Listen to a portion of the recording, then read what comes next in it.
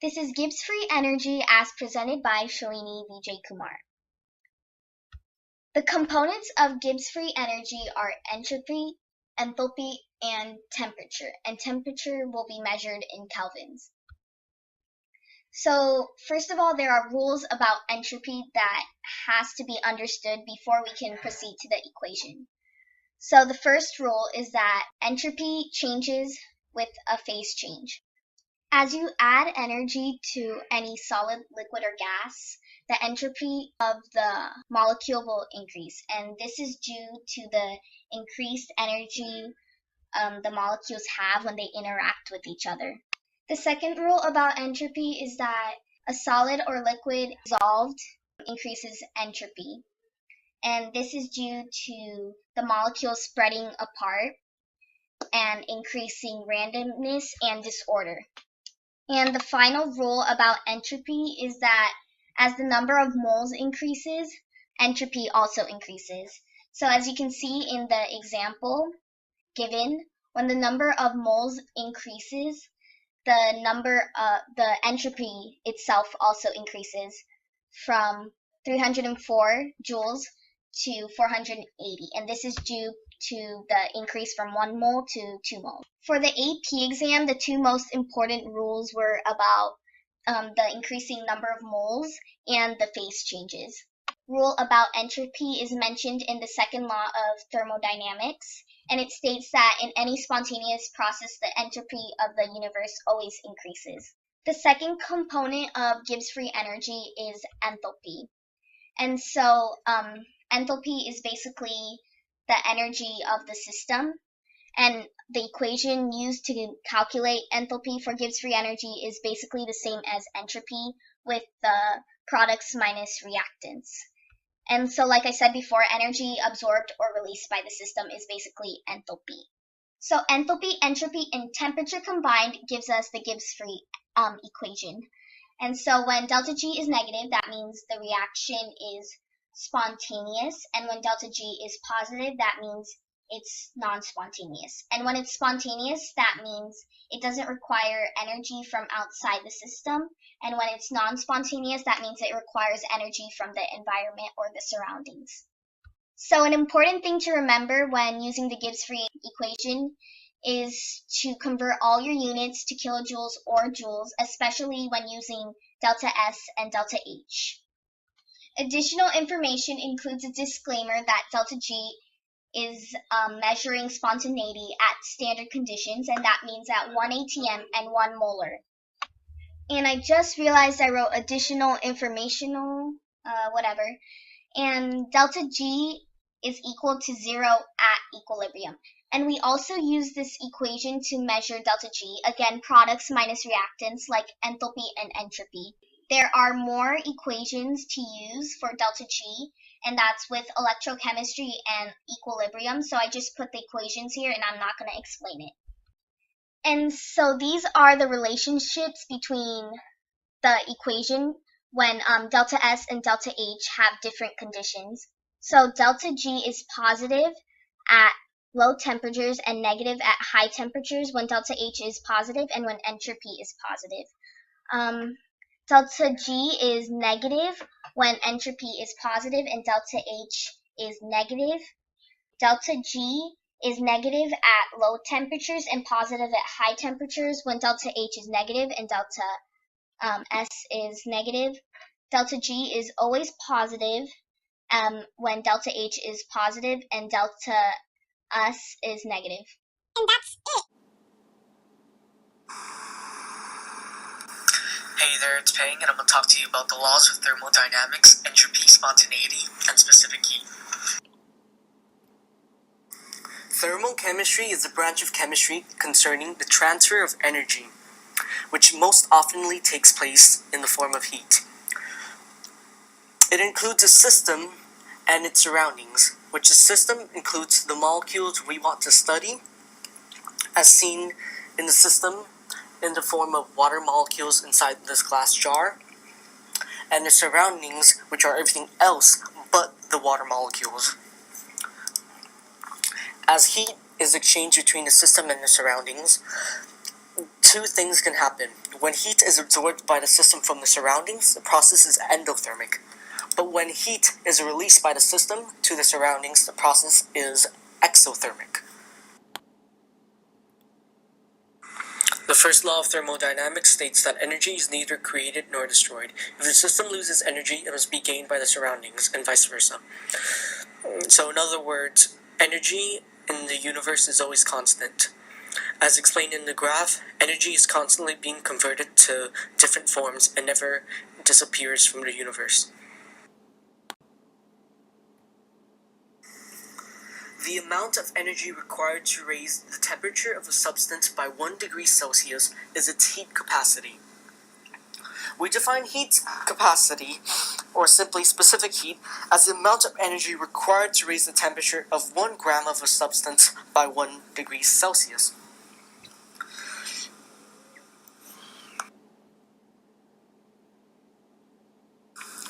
The amount of heat lost or gained during a chemical reaction can be calculated using the equation Q equals mc delta T, where m is mass, c is specific heat capacity, delta T is the change in temperature equal to the final temperature minus the original temperature. Most chemical reactions take place during water. So the amount of energy gained or lost during the reaction will equal to the amount of energy gained or lost by water, or vice versa.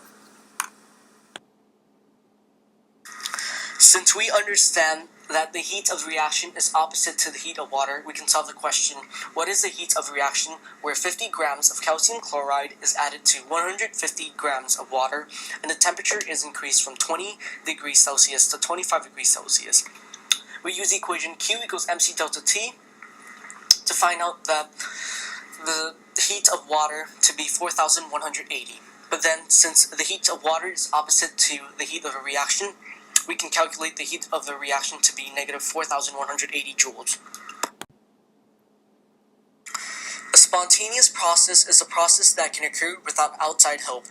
It occurs without the need to add any more energy to the system to get it to favor one direction or another.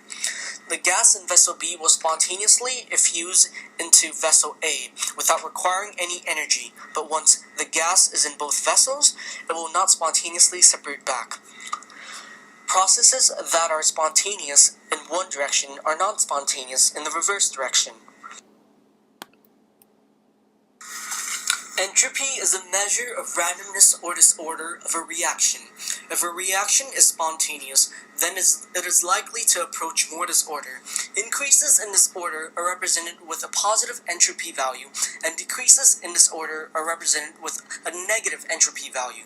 To determine the entropy sign of a reaction, we can compare the amount of moles of gas on the product side to its reactant side. If there are more moles of gas on the reactant side than the product side, entropy is negative. If there are more moles on the product side compared to the reactant side, entropy is positive. Overall, in general, entropy increases when gases are formed from liquids and solids. Liquids or solutions are formed from solids. The number of gas molecules increases, the number of moles increases, or an increase in temperature occurs. Entropy builds on to the second law of thermodynamics, which states that in any spontaneous process, the entropy of the universe increases. As when calculating for the change in entropy of a system, it is used to calculate the entropy of a chemical reaction, and it can be calculated using the following formula. In regards to spontaneity and the change in entropy, if the change in entropy is positive, it shows that the process is spontaneous. If the change in entropy is negative, it shows that the process is not spontaneous. But if the change in entropy is zero, it shows that the process will not occur and is already in chemical equilibrium. Hey guys, it's Shruti Chakraborty, and I'm going to talk to you guys about heat diffusion and vaporization, as well as Hess's law. Alright, so let's start off by talking about the definitions of heat diffusion and vaporization. Your heat diffusion is the amount of heat per gram of the substance needed to change from a solid to liquid in the same temperature. Your heat of vaporization is the amount of heat per gram of a substance needed to change from a liquid to a gas in the same temperature. So let's look at an example of water. You are starting off with negative 10 degrees Celsius to 110 degrees Celsius, where your ice is basically becoming water vapor. So you're thinking about this from solid to a gas, and you have to find your total heat needed for the entire physical change to occur. So you are looking at two different phase changes here. Your heat of fusion from solid to liquid at 0 degrees Celsius, and then you're looking at your heat of vaporization, which is from 100 degrees Celsius of liquid to 100 degrees Celsius of gas. And then for steps 1, 3, and 5, as I labeled on that graph, you basically see where your area is ice, where it's a liquid, and where it's a gas. So let's look at how to do the calculations. For the first step, you're going to need to use your heat capacity of a solid, which is 2.05 joules per grams times degrees Celsius. So when you use that, you multiply that by the mass of your water, which is 200 grams, and you multiply that by your change in temperature.